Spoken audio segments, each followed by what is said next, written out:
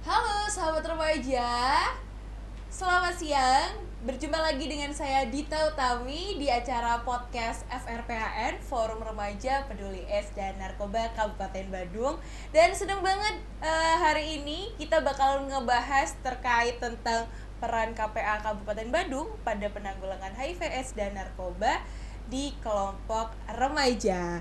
Dan kedatangan tamu istimewa nih hari ini, yaitu adalah Ibu Ayu Cempaka selaku Ketua Kesekretariat KPA Kabupaten Badung. Selamat datang Ibu.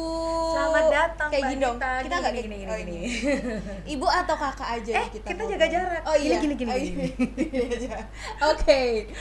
Jadi Kakak Ayu. Kakak Ayu Iya, jangan iya. ibu ya. Jangan, Kita oke. bicara remaja. Kalau remaja remaja, tuh kakak. oke, baik. Dan adik. Iya, berarti manggilnya saya Adik ya. Adik, Iya, terima ya. kasih. Saya kakaknya. Iya, oke. Oke, Kakak Ayu apa kabar? Aduh, kabarnya baik. Alhamdulillah kabarnya baik. Luar biasa ya. Oke, kesibukannya kapan nih Kak? Kalau akhir tahun kesibukannya mempersiapkan awal tahun. Oh iya bener. Selain itu Kak? Mengevaluasi iya. yang sudah terjadi. Iya, mengevaluasi yang sudah terjadi Iya. dalam 1 tahun ini ya. Iya Wah, pastinya untuk luar persiapan biasa. di awal tahun berikutnya. Mungkin milih-milih Oke. tempat liburan di mana. Oh gitu. Aku kira kerjaan. Oh, ini bukan. masalah Iya, kerjaan ini ya? kerjaan. Oh, kerjaan. Bukan pribadi. sama. Bukan pribadi. Mana kita dalam masa pandemi yang sudah berlalu dalam kondisi berangsur-angsur membaik. Nah, jadi kita buat apa nih yang mau kita siapkan? Oke, kita hari ini akan berbincang-bincang ya. Tak kenal maka tak sayang, makanya kita bakalan ngobrolin lebih lanjut nih terkait tentang KPA. Apa itu KPA? Komisi Penanggulangan AIDS Kabupaten Badung, yang sebenarnya memang itu tersebar di seluruh Indonesia ya. Komisi KPA-nya ada di Seluruh Indonesia. Nah, boleh dong diceritakan sama sahabat remaja nih tentang KPA Badung. Oke. Seperti apa? Ya, katanya tadi tak kenal maka tak sayang. Iya. Halo sayang. Iya, halo sayang baby. Jadi KPA itu mungkin sebagian besar orang tahu, sebagian kecil mungkin masih perlu diberitahu. Iya. Ya. Jadi diberi informasi bahwa KPA adalah Komisi Penanggulangan AIDS Kabupaten Badung, Komisi Penanggulangan AIDS, dan sudah dibentuk sebenarnya oleh nasional ya. Itu dari, kalau saya sih berkecimpung, kalau dilihat dari ini dari tahun 1994 sudah ada. Bahkan itu saya baru lahir. Baru lahir. Karena kasus pertama itu di Indonesia, di Bali justru ditemukan ya waktu itu ya. Jadi mungkin waktu itu terus nasional buatnya, ayo kita fokus ke penanggulangan HIV/AIDS ya melalui pencegahan yang pastinya ya. Maka dibentuklah sebuah badan ya, komisi, yaitu Komisi Penanggulangan AIDS. Tapi bentuk gencarnya itu mulainya 2006 dalam program akselerasi namanya, percepatan penanggulangan HIV/AIDS. Jadi kalau dihitung sekarang 2006 sampai sekarang udah ada berapa ya? 2021. 10 tahunan lebih lah ya. Dimana kan Mbak Dita mungkin tahu kan ending AIDS 2030 ya. Jadi seperti itu. Oke, dan kayaknya nih KPA Badung nih seru banget. Apa sih kegiatan-kegiatan di KPA Kabupaten Badung? Kalau di KPA sendiri itu ada yang terkait dengan pemberdayaan masyarakat desa. Kemudian ada terkait dengan di tempat kerja nih Mbak Dita nih ya, di tempat kerja ya. Kemudian ada juga remaja ya, sekolah-sekolah. Kemudian ada lagi media tradisional. Kemudian yang pasti ada lingkupnya pencegahan, pendampingan, dukungan buat mereka yang terinfeksi HIV. Oke, dan memang realisasi atau pelaksanaan kegiatan-kegiatan di KPA ini juga berdasarkan sama undang-undang ya, dan juga SK dari gubernur. Kita punya perda. Kita punya perda. Kemudian perda itu turunannya ada SK. Ada SK. Kemudian ada Permenkes yang mengatur, kemudian ada Perpres ya, yang pasti kebijakan. Ya, nggak mungkin kita jalan kalau nggak ada kebijakan. Betul. Udah, ini menarik sekali sih sebenarnya, karena kita ngobrolin tentang remaja ya, Kayu ya. Jadi di sini pengen banget nih tahu sudah dari 2000, gencar-gencarnya 2006 ya tadi ya? Iya. Sejak dari 2006 ini kira-kira kegiatan apa sih yang memang bermanfaat, sasarannya itu remaja kayak gitu dari KPA Badung sendiri? Sebetulnya untuk remaja sendiri kalau di Bali sudah banyak penggiatnya ya. Mungkin kita lihat dari ada Kisara, kemudian sekolah-sekolah yang masuk mungkin dia dalam pelajaran biologi pun dia ada jenis-jenis penyakit mungkin yang diterangkan kan sama sekolah. Nah, sebetulnya mereka sudah mendapat informasi seperti itu. Cuma, nah ini balik lagi ke cumanya. Di Bali sendiri itu program namanya program untuk anak sekolah jalur pendidikan gitu ya bahasanya ya, dikenal dengan KSPAN. KSPAN. Kelompok Siswa Peduli AIDS dan Narkoba. Kelebihannya di Badung, mungkin di provinsi ada tapi tidak dipakai program inovatif masing-masing universitas. Kelompok Mahasiswa Peduli AIDS. KMPA ya. Berarti jadi, ada KSPAN, ada KMPA. Terus di Bali juga dengan sistem sistem pemerintahannya mereka punya seketruna-truni. Yang remaja juga. Yowana gitu ya, Yowana gitu ya bahasanya ya. STT, Yowana itu tadi ya. Jadi yang pasti di Bali itu program untuk remaja itu dikemas dalam bentuk KSPAN. Itu sudah ada 2006. Dan mereka lengkap, silabus punya, buku panduan punya. Sekarang yang terbaru ada juga kok yang dikeluarkan oleh KPA provinsi juga. Ini menarik sih karena memang ternyata kelompok remaja itu di Bali sendiri memang banyak kelompok-kelompoknya itu tadi ya. Ada mulai dari di tingkat desa pun memang udah ada nih, ada STT, ada Yowana, kemudian untuk tingkat sekolah itu nanti bisa dari SMP, SMA gitu ya Ibu ya. SMP, SMA. Nah, sementara ini dari KSPAN sendiri itu sudah mencakup berapa sekolah Ibu? Kalau di Kabupaten Badung sendiri yang kemarin yang kita tahu kan dari kalau dulu sih kita boleh semua ya, SMP, SMA punyanya kabupaten gitu ya. Iya, betul, tahun berapa ya baru berubah itu, pokoknya SMA itu provinsi yang punya. Jadi kalau kita walaupun dia di wilayah Badung, pengurusannya itu ke provinsi gitu.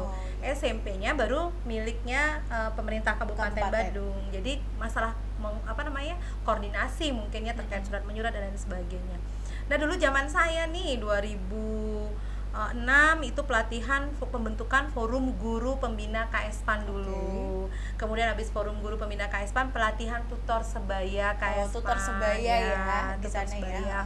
Habis tutor sebaya, habis itu kita buatkan wadah. Nah dari situ kita bergerak nih, bergerak. Banyak juga akhirnya lirikan-lirikan kegiatan. Mungkin salah satu ada kami dulu ada namanya kegiatan Badung Bali Stop AIDS. Berarti dia campaign ya bentuknya. Iya, bentuk-bentuk campaign ke sekolah-sekolah dan hampir semua. Kalau hitungannya dulu sih 81 yang kita kerjakan itu tingkat SMP dan 181 sekolah. Tapi ditambah itu SMP, belum SMA-nya, belum madrasah, MTS, MTA. Iya. Berarti memang di setiap sekolah itu wajib ada KSPAN ya. Sebetulnya kalau diwajibkan sih kalau dia misalnya bisa terintegrasi seperti ada kegiatan PMR, ada kegiatan KIR, ada kegiatan ini boleh kok. Karena kan jadi kalau di sekolah itu bentuknya kayak ekstrakurikuler atau memang kayak kalau di sekolah tuh tapi bukan makul lah ya.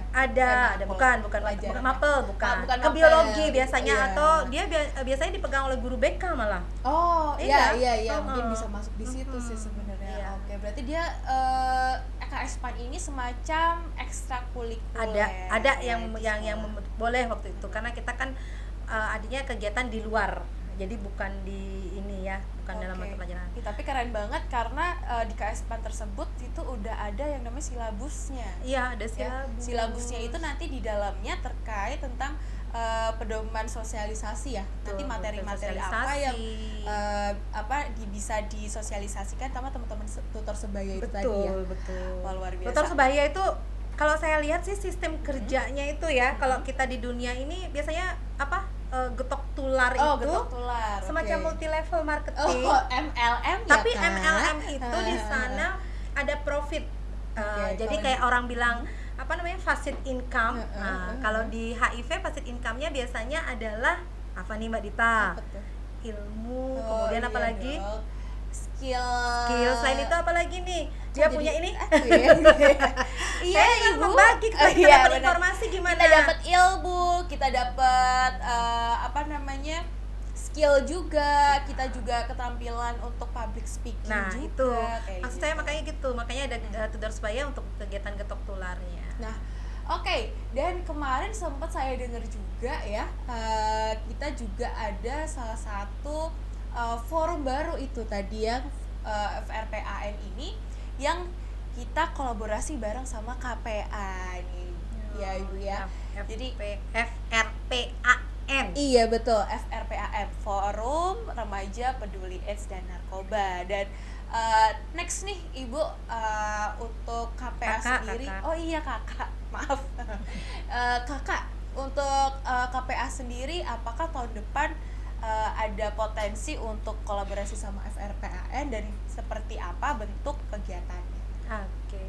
Saya pertama kali melihat anak-anak remaja itu kayaknya perlu wadah, tapi kondisinya kan pandemi ya waktu itu ya. Jadi sebetulnya seneng ngelihat anak-anak tuh berkumpul dan bercerita dan berinteraksi tanpa gadget ya, tanpa HP gitu ya, menjauhkan dulu sebentar saja. Jadi paling tidak mereka ada potensi menggali lah mereka di sana. Jadi banyak juga ya informasi yang kita dapat. Nah, ketika mereka berkumpul perlu wadah kira-kira. Nah, wadahnya nih apa nih? Nah, Forum Remaja Peduli AIDS kan gitu. Peduli AIDS dan Narkoba. Ketika kita waktu itu ada diskusi kecil dengan BNN waktu itu, ketika wadah itu mau kita jalankan, kira-kira kesinambungannya seperti apa? Apa yang akan kita lakukan lagi untuk yang ini? Dari mana dulu nih? Oke, KS-PAN-nya dulu kita ini kan promosikan dulu. Kita punya forum remaja tempat kita ngumpul para perwakilan KS-PAN. Jadi seperti itu kita gali. Jadi kita kumpulkan dulu, setelah kita kumpulkan dulu dari sini kita bikin. Entah itu nanti mungkin impian apa cita-cita, kita bikin semacam apa ya namanya ya? Seperti konferensi mungkin ya, terlalu tinggi ya konferensi itu ya. Apa ya?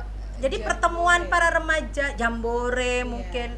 Jadi kayak kita apa ya namanya ya, pertemuan nasional. Kalau Pernas kan pertemuan nasional, Simposium. pertemuan kabupaten gitu ya. Mereka Oke. itu masing-masing perwakilan itu mereka bisa mempresentasikan terkait dengan HIV AIDS. Jadi di sebuah ballroom mungkin ya kita buatkan sebuah bukan spot, apa sih namanya ya, tempat-tempat itu loh yang mereka bisa yang dia buat, apa dari madingnya mungkin, apa dari tampilan logo dan lain sebagainya mereka buat. Akhirnya mereka berkreasi begitu loh, tapi dibuatkan dalam satu tempat gitu, dalam satu ballroom kayak pameran gitu ya. Tapi mereka ada presentasinya, ada misalnya di ruang Itu kayak expo ya? Ya kayak expo, tapi ada edukasinya ya. Misalnya ini dari KS-PAN SMA 1 Kute gitu misalnya, yang sudah dia buat apa, nah itu dia tampilkan di forum itu gitu. Jadi nanti itu menjadi sebuah work plan selanjutnya untuk forum yang FRPAN. Oke, baik. Mbak Dita gimana, tertarik untuk mendukung? Saya sangat tertarik untuk mendukung ya Kak. Oke, tapi ini menarik sih. Jadi karena memang agent of change ya. Jadi FRPA ini memang berbasis remaja kayak gitu. Jadi mereka yang masih menggebu-gebu semangatnya banget ya Kak ya ini ya. Jadi kalau misalnya dikasih program, dikasih suruh jalan, masih seneng gitu mereka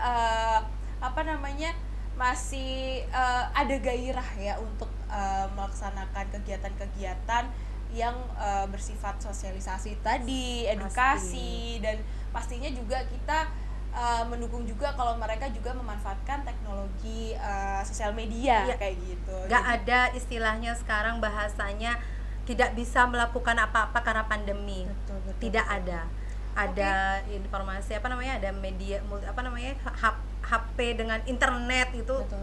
nggak bisa sekarang ngomongnya. Oke, mungkin berarti next kolaborasi sama KPA nih, si FRPA ini nanti akan berwujud seperti Expo itu tadi ya. Iya. Keinginannya mungkin goalsnya next agenda juga itu akan membuat Expo itu tadi ya. Ada spot-spot begitu ya, spot-spot kayak tempat mereka itu Expo itu bikin stand itu yang mereka siapkan, yang mereka akan mempresentasikan. Intinya sih mereka sosialisasi dibalut dengan ya digital ya.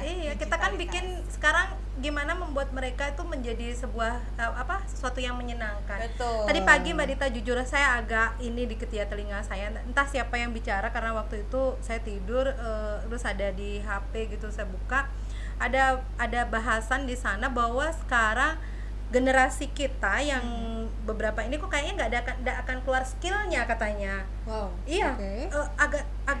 Agak saya dengar kaget dan miris ya sebenarnya. Saya bilang pandemi ini kan baru terjadi beberapa tahun, jangan dong kita berpikiran sudah sebelumnya begitu.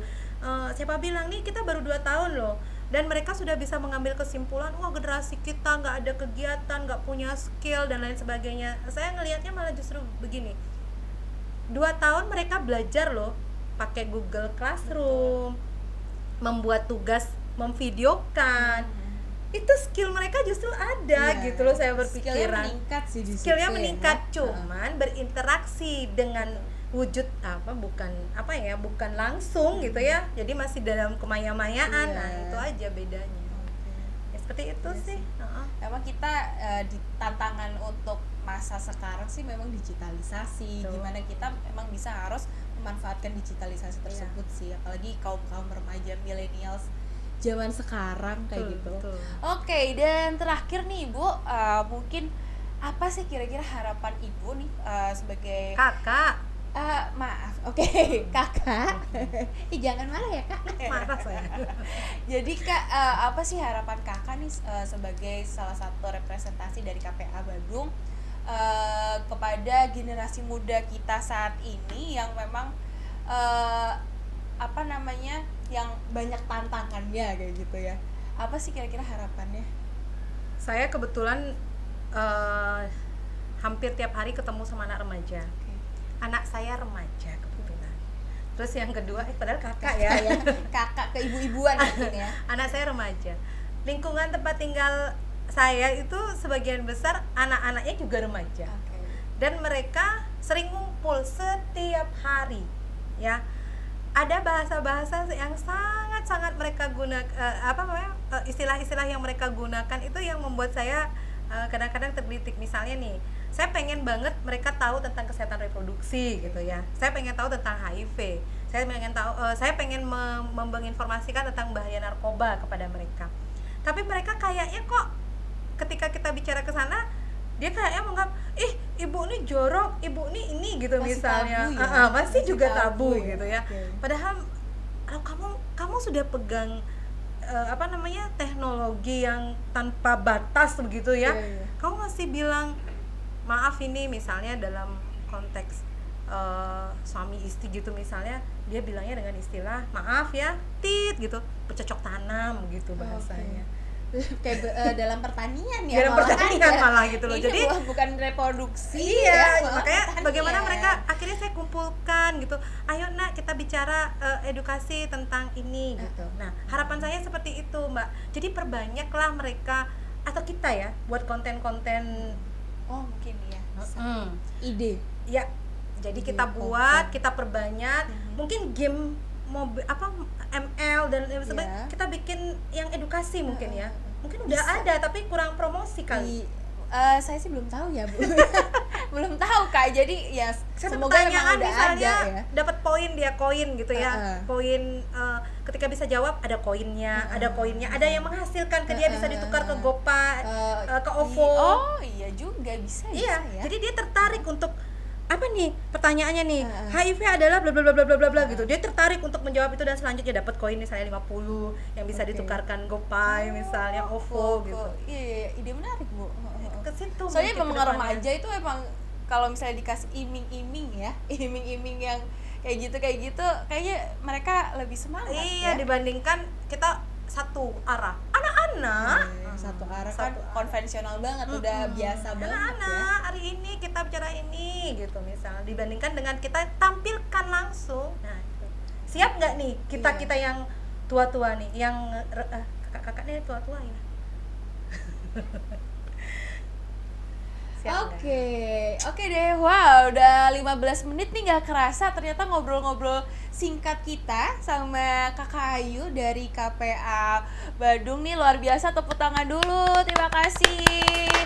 Nah semoga podcast pada hari ini bisa bermanfaat buat teman-teman semuanya. Ya, terima kasih Mbak Dita. Iya, terima kasih Kakak Ayu. Terima kasih sayang semuanya. Terima kasih sayang. Salam Sehat selalu semuanya. Wabillahi taufiq wal hidayah. Wassalamualaikum warahmatullahi wabarakatuh. Salam sehat. Salam sehat. budaya. Dadah.